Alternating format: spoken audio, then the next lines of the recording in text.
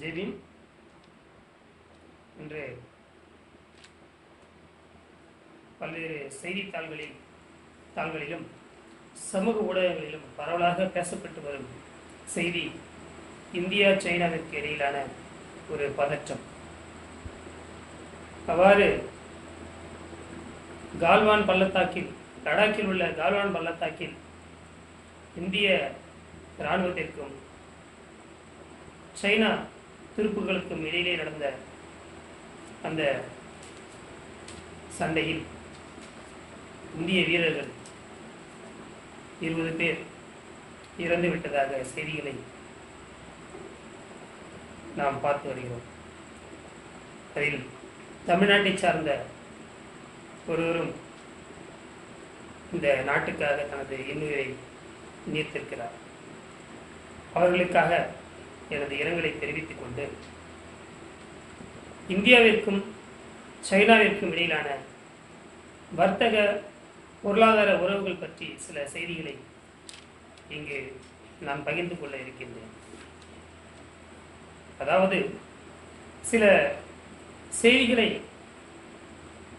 இந்த இந்திய சைனா பிரச்சனையை ஒட்டி சில செய்திகளை, சில முகநூல் செய்திகள், சமூக வலைதளங்களில் பேசப்படுகின்ற செய்திகளை பார்க்கின்ற போது எனக்கு இந்த தலைப்பை ஒட்டி சில கருத்துக்களை பகிர்ந்து கொள்ள வேண்டும் என்று தோன்றியது. அதன் அடிப்படையில் இந்த கருத்துக்களை நான் பகிர்ந்து கொள்ள இருக்கிறேன். அதாவது ஒரு இந்திய அமைச்சர் சைனா உணவுப் பொருட்களை புறக்கணிக்க வேண்டும் என்று பேசுகின்ற ஒரு செய்தியை பார்க்க முடிந்தது. அதே போல இங்கு இந்தியாவில் இருக்கக்கூடிய சில அரசியல் கட்சியின் தொண்டர்கள் சைனா அதிபரின் உருவப்படம் என்று நினைத்துக் கொண்டு வடகொரிய அதிபரின் உருவப்படத்தை அவமதித்து அந்த எதிர்ப்பை காட்டிய சில நிகழ்வுகளை பார்க்க முடிந்தது.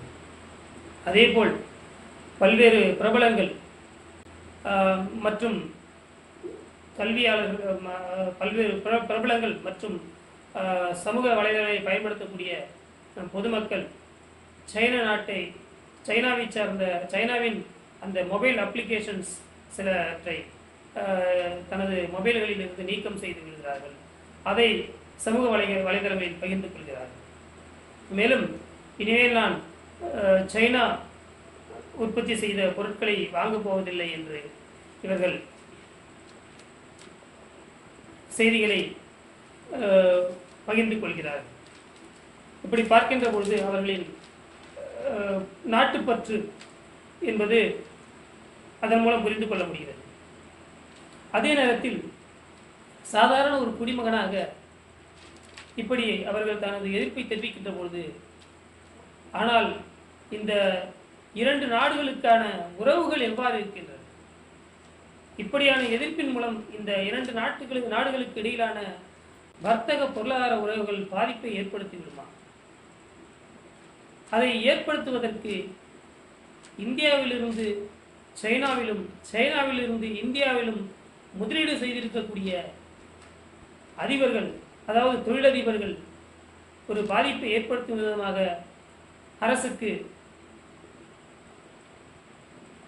அரசிடம் அந்த பாதிப்பை ஏற்படுத்தக்கூடிய செயல்பாடுகளை எதிர்நோக்கி இருப்பார்களா, இல்லை அவர்கள் அதை விரும்புவார்களா என்று பல்வேறு கேள்விகள் எழுகின்ற பொழுது, நாம் இங்கு இந்தியாவிற்கும் அந்த சைனாவிற்கும் இடையிலான அந்த வர்த்தக பொருளாதார உறவுமுறைகள் எவ்வாறு இருக்கிறது என்று பார்த்தால், இங்கு கிட்டத்தட்ட 2011 2019 வரை சில தகவல்களை நாம் பார்க்கிறோம். அதாவது economic commercial data of trade relationship between India and China. 2011 2 நாடுகளுக்கும் இடையே உள்ள அந்த வர்த்தகம் அமெரிக்க டாலரின் மதிப்பின்படி $73.9 பில்லியன் வர்த்தக தொடர்புகள் இந்தியாவிற்கும் சைனாவிற்கும் இருக்கின்றன. மேலும் 2019 ஜனவரி முதல் நவம்பர் வரை $84.32 பில்லியன் இந்திய சைன வர்த்தகம் நடைபெற்றிருக்கின்றது. அப்படி பார்க்கின்ற பொழுது இந்தியா பல்வேறு பொருட்களை சைனாவிற்கு ஏற்றுமதி செய்கிறது.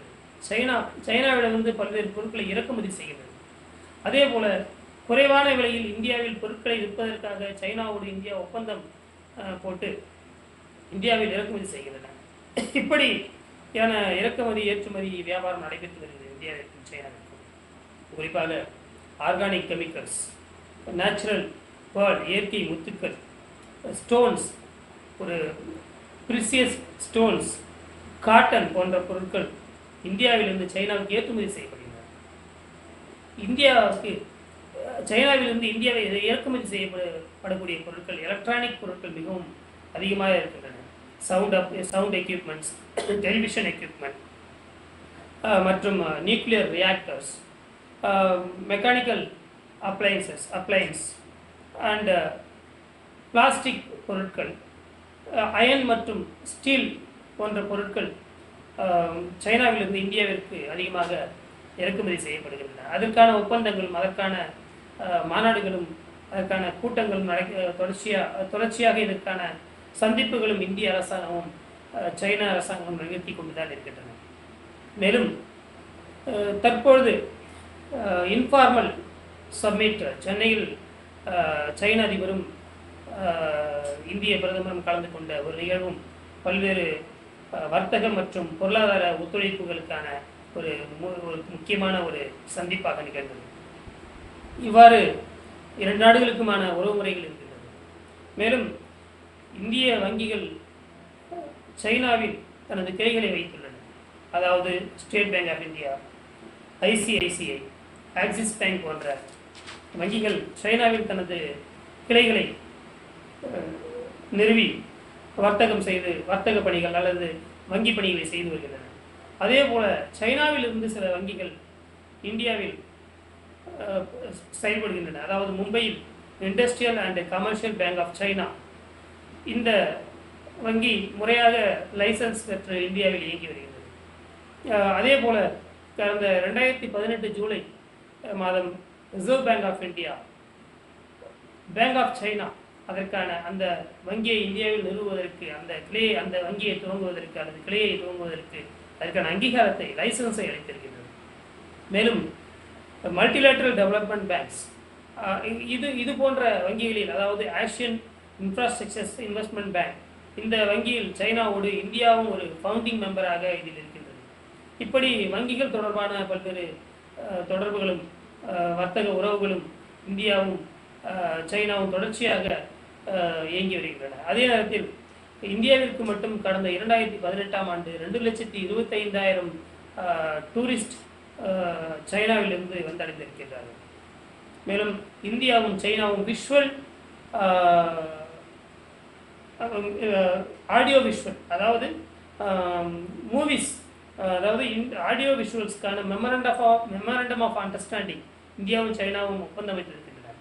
அந்த ஒப்பந்தத்தின் அடிப்படையில் ஐ திங்க் 2015ஆம் ஆண்டு PK தூம் 2 போன்ற திரைப்படங்கள் ரிலீஸ் செய்யப்பட்டிருக்கின்றன. மேலும் இந்தியாவும் சைனாவும் ஆயில் அண்ட் கேஸ் செக்டாரில் அவர்களுக்கான ஒப்பந்தத்தை ஏற்படுத்தியிருக்கிறார்கள், இணைந்து செயல்படுகிறார்கள். டபுள் டாக்ஸேஷன் அவாய்டபிள் அக்ரிமெண்ட், அதாவது இரட்டை வரி விதிப்பை தவிர்க்கக்கூடிய ஒப்பந்தங்களை இரண்டு நாடுகளும் செய்திருக்கின்றன. சோஷியல் செக்யூரிட்டி அக்ரிமெண்ட், சமூக பாதுகாப்பு ஒப்பந்தங்கள். அதே போல ரயில்வே துறையில் இரண்டு நாடுகளும் ஒரு ஒத்துழைப்பை மேற்கொண்டிருக்கின்றன. இந்திய கம்பெனிகள், பல்வேறு துறைகளில் சைனாவில் உற்பத்தி துறைகளில் முதலீடு செய்திருக்கின்றன. அதாவது pharmaceutical, refractories and laminated tubes, wind energy, IT enabled services, trading, banking and allied activities போன்ற பல்வேறு உற்பத்தி துறையில் இந்திய கம்பெனிகள் சைனாவில் முதலீடு செய்திருக்கின்றன. மேலும் என்னென்ன முக்கியமான கம்பெனிகள் அங்கு முதலீடு செய்திருக்கின்றன இந்தியாவில் இருந்து என்று பார்த்தால், Doctor Reddy's Laboratories, Aurobindo Pharma, Matrix Pharma, NIIT, Bharat Forge, Infosys, Sundaram Fasteners, Mahindra and Mahindra, Tata Sons, TCS, ஆப்டர், Wipro, Mahindra Satyam, Doctor Reddy's, SL Packaging, Suzlon Energy, Reliance Industries, Binani சிவன் மற்றும் பல நிறுவனங்கள், முன்னணி நிறுவனங்கள் இந்தியாவிலிருந்து சைனாவில் முதலீடு செய்திருக்கின்றன. இது போன்ற பல்வேறு கம்பெனிகள், பல்வேறு நிறுவனங்கள் சைனாவில் முதலீடு செய்திருப்பது போல பல்வேறு சைன நிறுவனங்கள் இந்தியாவிலும் முதலீடுகளை மேற்கொண்டு தனது வர்த்தக உறவுகளை பலமாக வைத்துக் கொண்டிருக்கின்றன. இவ்வாறு இந்தியாவும் சைனாவிற்கும் உள்ள உறவு முறைகள் பலமாக, அதாவது வணிகம் மற்றும் பொருளாதார உறவுகள் மிகவும் பலமாக கட்டமைக்கப்பட்டிருக்கின்றது. கடந்த 70 ஆண்டுகளாக மிக பலமான உறவு முறை கொண்டிருக்கின்றது இந்தியாவும் சைனாவும். இப்படிப்பட்ட சூழலில் ஏன் இதை விளக்க வேண்டியிருக்கிறது என்றால், சமூக வலைதளங்களில் ஆங்காங்கே பார்க்கின்ற போது பல்வேறு இடங்களில் இளைஞர்கள் உணர்ச்சி வயப்பட்டு பல்வேறு செய்திகளை பரிமாறிக்கொள்கிறார்கள். நான் அந்த மொபைலில் இருந்த அந்த ஒரு ஆப்பை நான் அன்இன்ஸ்டால் செய்து தனது எதிர்ப்பை சைனாவிற்கு எதிராக காட்டிவிட்டேன் என்றும், ஏன்னா இனி நான் சைனாவின் பொருட்களை பயன்படுத்த போவதில்லை என்றும் பல்வேறு கருத்துக்களை இங்கு பார்க்க முடிகிறது. இதில் தவறு இருப்பதாக தோன்றவில்லை. ஏனெனில் அவர்கள் தனக்கான ஒரு இந்திய குடிமகனாக இருந்து ஒரு எதிர்ப்பை தெரிவிக்கிறார்கள். அதை ஏற்றுக்கொள்ளக்கூடியது. அதே நேரத்தில் ஒரு புரிதல் தேவைப்படுகிறது. இந்த இந்தியாவும் சைனாவிற்கும் இடையே உள்ள அந்த எதிர்ப்பு எவ்வாறு இருக்கின்றது, அந்த உறவு முறைகள் எவ்வாறு இருக்கின்றது, இந்த ஒவ்வொரு நாடும் தன்னை இன்று இருக்கக்கூடிய அந்த பொருளாதார ஒரு ஒத்துழைப்போடு இருக்கக்கூடிய இந்த சூழ்நிலையில் எவ்வாறு மோதிக்கொள்வார்கள், என்ன செய்ய முடியும். உடனடியாக இந்திய நிறுவனங்கள் சைனாவில் உற்பத்தி செய்யக்கூடிய அந்த நிறுவனங்கள் வித்ரா செய்து கொண்டு இனிமேல் நாங்கள் சைனாவில் உற்பத்தி செய்ய மாட்டோம் என்று பின்னுக்கு வந்து விடுவார்களா?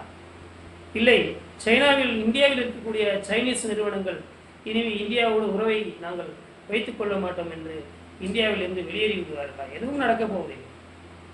இந்தியாவில் இருக்கக்கூடிய பெரும் நிறுவனங்கள் சைனாவில் தனது உற்பத்தியை தொடர்ந்து செய்து கொண்டுதான் இருக்கப் போகிறார்கள். அதே போல சைனாவில் இருந்து இங்கு தனது உற்பத்தியையும் தனது வியாபாரத்தையும் செய்து கொண்டு இருக்கக்கூடிய நிறுவனங்கள் விற்பனையை செய்து கொண்டுதான் இருக்கப் போகிறார்கள். இது தொடர்ச்சியாக நடைபெற்று கொண்டுதான் இருக்கும். எனவே இது போன்ற ஒரு சாதாரண இந்த எல்லை பிரச்சனைகளை வைத்துக்கொண்டு இதை ஒட்டுமொத்த நாட்டுக்கு எதிரான உடனடியாக ஒரு போர் தொடுக்கக்கூடிய சூழல், உடனடியாக எதிர்க்க வேண்டும் என்று மக்கள் எண்ண வேண்டும். நம்ம எண்ணுகிறார்கள். நமது சார்பாக அரசாங்கம் எதிர்க்க வேண்டும், அரசாங்கம் சார்பாக இந்த மக்கள் தங்களை தயார் செய்து கொள்ள வேண்டும். இது போன்ற பல்வேறு ஒரு மனநிலைகள் இது எதை பிரதிபலிக்கின்றது என்றால், மக்கள் அரசியல் அறியாமையில் இருக்கிறார்கள் என்பதை தான் இது பிரதிபலிக்கிறது.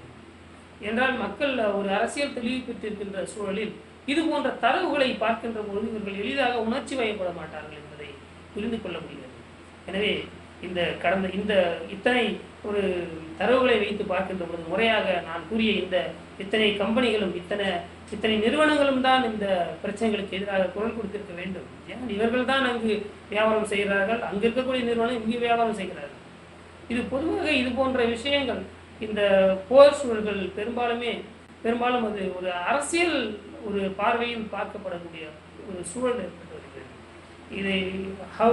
இதை வைத்து எப்படி ஒரு அரசியல் லாபம் பெறுவது என்று ஒரு நோக்கில் தான் இங்கே இருக்கக்கூடிய செயல்பாடுகள் இருக்கின்றதே தவிர, இது போன்ற ஒரு ஆக்கப்பூர்வமான ஒரு அதிகாரப்பூர்வமான ஒரு தகவல்களோடு நாம் தெரிந்து கொள்கின்ற சூழலில் இது அரசியலுக்கான அந்த எந்த ஒரு ஒரு நிகழ்வுகளை அரசியல்படுத்துகின்ற போது அதற்கு அப்பாற்பட்டு நாம் சிந்திக்க முடியும் என்பதை புரிந்து கொள்வதற்காகத்தான் இந்த ஒரு காணொலியை நான் பதிவிட்டு ஒரு கருத்துக்களை பகிர்ந்து கொள்ள விரும்பினேன்.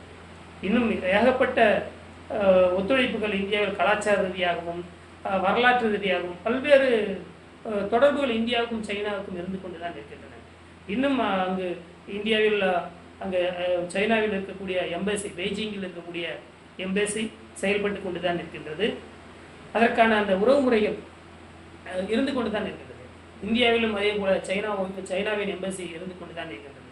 ஸோ இவ்வாறு அந்த உறவுமுறைகள் சரியாக இருக்கின்ற போது அவ்வப்போது நிகழ்கின்ற சூழ்நிலைகள் அதை இந்த ஒட்டுமொத்த மக்களின் உணர்வுகளாக பிரதிபலித்து அதை அரசியல் ஒரு லாபமாக ஈட்டக்கூடிய சூழல் ஒவ்வொரு முறையும் நிலவுகிறது. இதை தவிர்ப்பதற்காக இந்த மக்கள் யதார்த்தம் என்ன என்பதை புரிந்து கொள்ள வேண்டும் என்பதற்காக தான் இந்த காணொலியை நான் பதிவிட்டேன். எனவே இந்த காணொலியை நான் நிறைவு செய்து விடைபெறுகிறேன். நன்றி. ஜெய்வீர்.